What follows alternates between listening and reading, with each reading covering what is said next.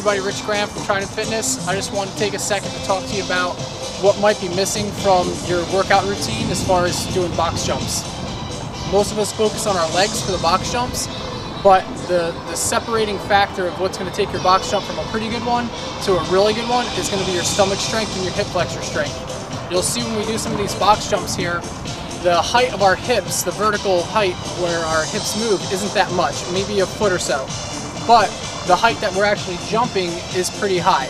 And the reason is because we're able to recover our legs fast enough to get them up onto whatever we're jumping on. So the stomach strength and your hip flexor strength to have a quick rebound of your legs to get them up high, to land on what you're trying to get onto, is going to increase the height of the box jump that you can do. So check this out, and then I'm going to tell you a couple exercises you can do to help improve this.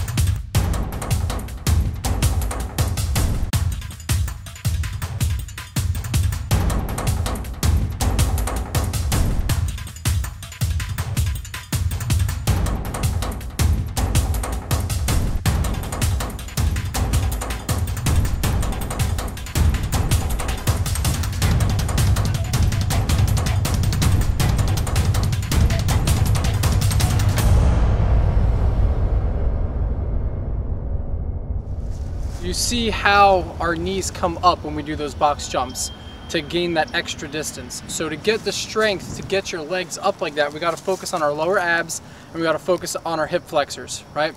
Obviously, most people are going to focus on their legs to do a box jump. Understood? Now this is going to be the part that's going to take that to the next level. So some of the exercises you can work on at home to achieve this, one being a hanging leg raise. You can do a hanging leg raise and bring your legs up to about 90 degrees, keeping your stomach tight. Then you can also focus on doing a full leg raise all the way up, bringing your feet all the way up to the bar once you start getting good at doing the 90 degrees. From there you can do your knees to your elbows, right? Keep your legs slightly bent. You're gonna bring your knees all the way up, touch your elbows with them, come back down. Again, this is gonna build that hip flexor and lower ab strength. Another exercise you can work on for your stomach are in and outs. Basically sitting on your butt, you're gonna bring your knees up toward your shoulders. Extend your legs back out, don't let your back touch the ground. You can also do box climbers. Box climbers, you're gonna put one foot up on the step, box, bench, whatever it's gonna be, and you're gonna skip your legs back and forth, switching your feet as fast as you can. Keep the weight on the back leg, the leg that's on the floor. You can do Thai knee ups or Thai leg raises. This is an exercise that we do in Thai boxing to build up the strength to get a quick reflex to block kicks with your shin, but it also works really good for building that hip flexor strength. You can start this with using a kettlebell on your toe, right? Lifting the kettlebell to burn your hip flexors out a little bit, build up some of that muscle.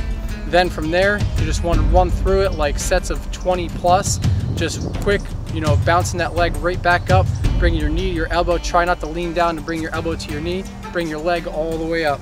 Another one is scoops. Sit on a bench, scoop your leg down toward the floor and lift them straight up all the way back in, making a big circle motion starting from the bottom, going out and all the way back up.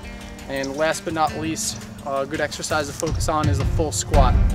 Why the full squat is important, I know we said we weren't really touching on the leg stuff. Once you start doing these box jumps and you get your legs way up into that position, you're going to be landing in the bottom position of a full squat. So you need to gain the flexibility, the stability, and the strength to come out of that full squat and to support yourself landing in that full squat to make sure that the end part of your box jump is stable and it's going to be effective so you can stand up out of that. So these are just a few exercises you can work on. Stay tuned to Trident Fitness. We got more coming to you.